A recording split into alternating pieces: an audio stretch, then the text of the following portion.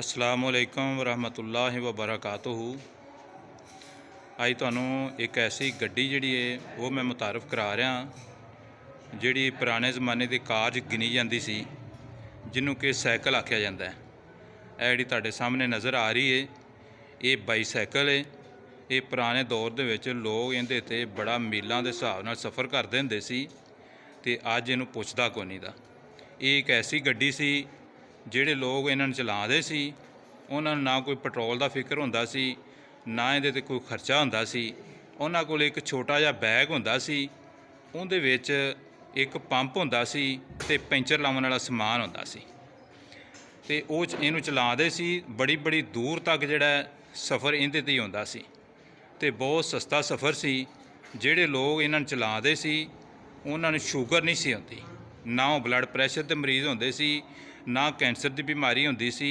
इहदे तो इलावा कोई भी उन्होंने बीमारी नहीं सी होंदी। जदों उन्हें सुबह के टाइम पर उठना है, साइकिल फड़नी है, अपने काम पर जाना है, ड्यूटी पर जाना है, दफ्तर जाना है, तो इस साइकिल पर वो वापस आ जाते सी। अज हर बंदा बीमार है, शूगर ते ब्लड प्रैशर का मरीज़ है। उनकी वजह यह आ असी मेहनत करनी छड्ड दित्ती है तो इस साइकिल की जगह पर मोटरसाइकिल आ गई है।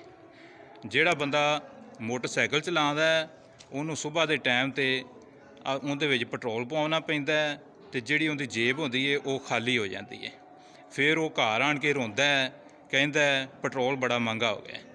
अगर असी फितरत ते आ जाइए तो ना कोई साडे विच बीमारी रवे दी ते ना सानू कमज़ोरी आवे दी, ना सानू पैसे का फिक्र होवे दा।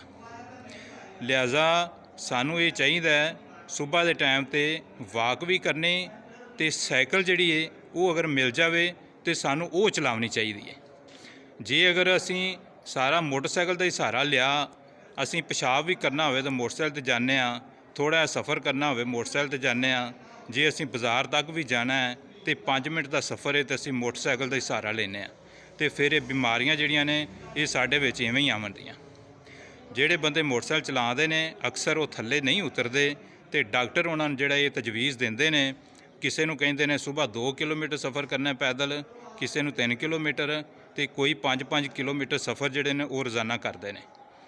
तो उनकी वजह इहो ही है भी असी जिहड़ा मोटरसाइकिल ते बहिने तो पैदल चलना असी छड्ड दिता है। तो इस वास्ते डॉक्टर दे आख्या असी 5-5 किलोमीटर सफ़र करने तो अपनी मर्जी नाल जिहड़ा ना बाज़ार तक एक कावला भी लैन जाना तो मोटरसाइकिल का ही सहारा लेने। अस्सलाम वालेकुम।